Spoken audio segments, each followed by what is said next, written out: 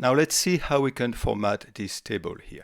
The first thing I want to do is to hide those light grids that are here by default, so this will be more obvious when I apply changes. We have the font group here that we'll be using. We have the alignment group, and we also have the number group, and then we have the styles. So if we start with font, I think font itself is quite intuitive. You know, if you use Microsoft Word, you should be aware of what that does. So obviously you can come here, you can change the font. And then you can change the size. You can change the size just by clicking here, it goes up, clicking here, it goes down, the bold, italic, all that, you know. And obviously the font color itself. Now what is specific to Excel, as we are dealing with cells, with rectangles or squares and the like, so we can do two things. The first thing we can do is to change the background of the cell, and the second thing is you can change the borders of that cell. Now if we look at the background color, so those are all the colors that you can add to the background of the cell. So for instance, if I put this here, the cell background becomes that color. So that's pretty simple and intuitive to understand. Microsoft has put neatly all the color shades here. So one of the things you can do is you can apply a strong color to the headings, and in the same color scheme you apply a lighter one. And to make it clear, what you can do is obviously change the font of this to white. So this is just an option, I suppose. Now I'm going to remove this. If you think you don't have enough colors, you can still go here at more colors, and then you have an array here. You can input a hex value if you like, or if you prefer the RGB, you can put it here, and here the same, you can slide to have dark or clear. A little bit less overwhelming is this part here where you only have a finite amount of colors, and they're all showing that, so it's quite handy. So this is what you can do. And after, say, you want to have this one the same as the heading, you can go there, you can put the dark, and then you can put the white here, the white font. So that's one way to do it. So that's for the background of cells, quite intuitive. Now the borders of the cell. Here there is absolutely no borders to those cells, but if I go onto one cell here, for instance, and I just click by the default value, for instance, so that will put an underline on the cell. If I don't like the default value, I can change it. I can say, okay, I just want to have the right-hand side of the cell showing. And then I click here, and it's showing it here. And then you have all those possibilities. You have the thick ones here. You have the double here, for instance. And then that's pretty much it for the top part. Now, if we look at the bottom part, it gives you also Excel gives you also the possibility to draw your own border. So that's, if you're very handy with a mouse, that could be good, but I don't find that extremely useful. It's a bit of gimmicky if you ask me. And then you can go back and you can erase it. Whoops. Draw borders to be used with caution. Try it. See if you like it. You might like it more than me. But what's interesting is the more borders part here. So this is where you can really, let me put back a black type of color here. This is where you can decide, especially when you select a large amount of cells, you can decide all the style here, the outline, and then you can just specifically build your own design here. So that's something that is quite useful. Very good. So this is for the font group here. Now the alignment is also quite intuitive. That allows you to put the content of a cell either on the right hand side, on the left hand side, on the top or on the bottom. Something else that can be useful for very large tables is you can put the text like this, so that will allow you to put your cells closer. We've seen that before, but you can extend the size of the cell. For instance, I think everything is too squashed here, so I'm just selecting a few cells, and I'm just opening up like this. As we are discussing groups of cells, obviously, if you select a group, you can change the border for all the group. Like for instance, you go here, just go back, and I say all borders, and that will give me borders for all the cells using the previous color I had. So this is another option. So this is to indent. This is to wrap text let's say I don't have enough room here. The first option, as mentioned before, is just we can increase the size of the cell, but the other option is if you don't want to change the size of the cell, that will wrap around the text like this. If I remove this, it just puts it back on top. That will wrap the text, so once again, to be used with caution. I put everything back on top. I like to have things in the middle. I just select everything, I put everything back in the middle here. Now, what is quite interesting is the number group here, to format numbers here. So there are some quick access at the bottom here, like the dollar percentage. But here, for instance, I know that those are dollars, so I just click on the dollar here. And it formats it automatically.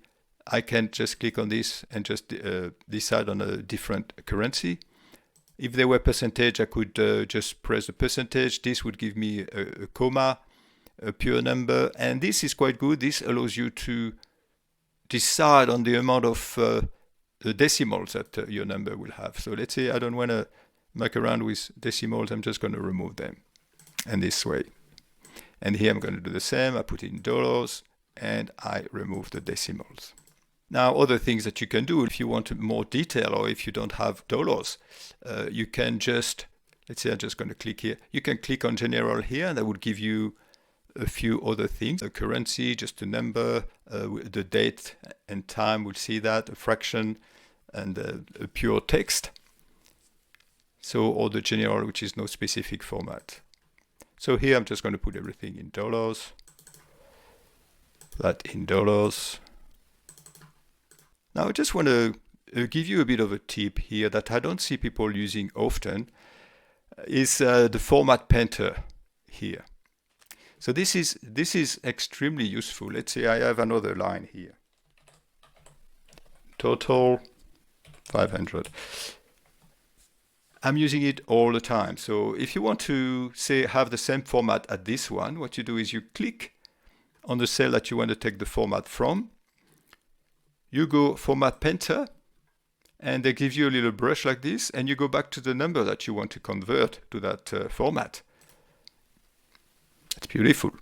You do the same here. You go back here. And you can do even better. What you can do is you click on the one that you want to take the format from and you double click here and after you can go everywhere and just apply it to several different spots. So let me unclick that and remove those. This is quite good. I suggest that you really use it. It's a good time saver. So now we've seen this. I just wanted to demo the date. Let's say 1st of September on my side of the world. For you, it might be more 9/1, but this is 1st of September here. I'm just going to put a different format for this. If I look at the dates, I could have the long date here. And now this is not large enough, so I double click here and it gives me this. And I want to go back to the short format. It's here. Now, if you want to go even deeper in formatting, you can click at the bottom here, where it gives you more format number. Or what you can do is you can right click here and go at format cells. And under the number, you have it here. Actually, while we are not format cells, you can do all the things that we've seen on top. You can do it from right clicking here, and we can see the borders that we've done before. We can see the field that we've done before. But if I go back here on the number, this is where you have additional ways to format your numbers. As you can see, there's quite a lot. Like for instance, my date here. If I want to show the month instead, like this, and it shows me a sample here. So the date would look like this. If I want to back to the full on, it would show like this. If I want to have halfway through, it would show me like this. If you want to have the months spelled out and just the number for the day and the year. The currencies, we've seen that. You can also create custom one, but we'll see that at a later stage. I don't want to overwhelm you at this stage. So this is, oops, so I've taken the wrong format here. So I just go back here and I put my first, actually I'm going to put the long one so everybody understands what I'm referring to here. So that's it for the number part. So conditional formatting and format as a table, I'm going to keep this for a separate video because conditional formatting is very exciting, and this is plays also a big role in your Excel looking professional and easy to read. So I'm going to keep those two for later on. Here they just have some style, which is a quick way, instead of having to go through the standard font group here. You come here and that gives you some predefined formatting. So for instance, the date, if I want to have it in green, press on this and it shows here. If I wanted to have it in this font, I would press here. And here you have all the accent that we have seen before. So this is another way to format the cell, but most of the time we just quickly use those two here, those three for the borders if you want.